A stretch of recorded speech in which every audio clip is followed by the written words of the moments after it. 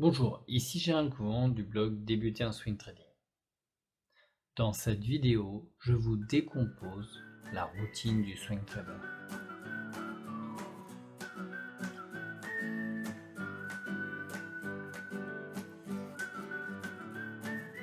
Il y a environ un mois de cela, je vous parlais de la routine du swing trader et je vous avais promis de revenir en détail sur ce sujet pour vous expliquer ce que je faisais réellement.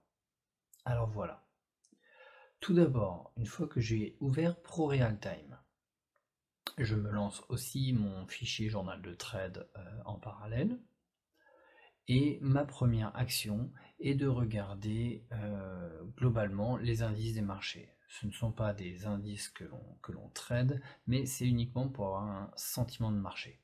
Cela me prend moins de 1 minute, on va dire. Je lance l'espace de travail qui va bien sur ProRealTime, je regarde globalement, je n'ai pas besoin de faire d'analyse graphique très longue là-dessus, et hop, c'est fini. Je sais si je suis plutôt sur une tendance haute de mon money management ou dans le bas de la fourchette.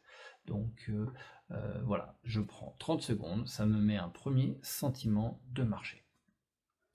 Ensuite, qu'est-ce que je fais? Eh bien, j'attaque, je fais ma première méthode. Donc, moi, je trade LDM, RDM, DRB, trade de news.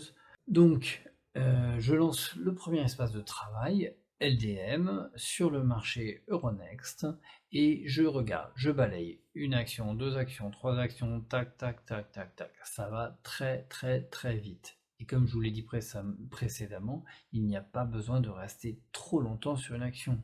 D'ailleurs, c'est l'inverse. Si vous regardez trop longtemps une action, vous vous dites, il y a une petite tasse avec une anse.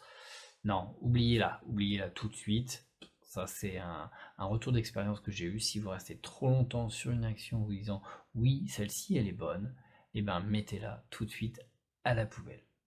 Donc ensuite, une fois que j'ai balayé tous mes screeners sur Euronext, peut-être qu'il y en a une ou deux qui a attiré mon attention, je la sauvegarde et je la mets dans une petite liste sur laquelle je reviendrai par la suite pour savoir si elle est bonne ou pas. Je fais ça finalement avec toutes mes méthodes, RDM, DRP, Trade de News, que je connais finalement par cœur, hein. J'ai mes petites fiches au mur pour me rappeler mes petits moyens mémotechniques pour aller très très vite. Et ensuite, eh ben, je reviens sur les actions que j'ai sélectionnées, je place où j'aurais mis mon ordre d'achat, où est-ce que serait mon stop loss. Maintenant, ce sont des notions que vous connaissez, hein, n'est-ce pas? Et en fonction de ça, eh ben, je compare les quelques actions que j'ai choisies, je les mets dans mon journal de trade que j'ai ouvert en parallèle, je regarde quelles sont celles où je peux avoir le maximum de bénéfices avec le minimum de risque.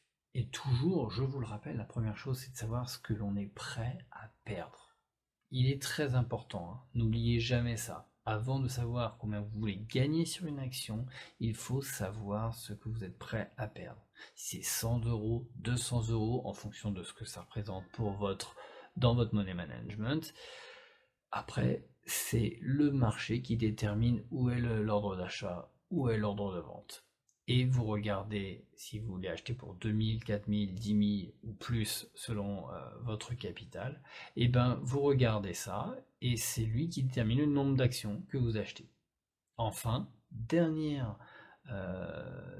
étape de ma routine, j'ouvre l'interface du courtier, du broker, si je décide de passer à l'action, et j'achète ou je vends. Voilà, c'est pas plus simple que ça pour les actions que je cherche à détecter.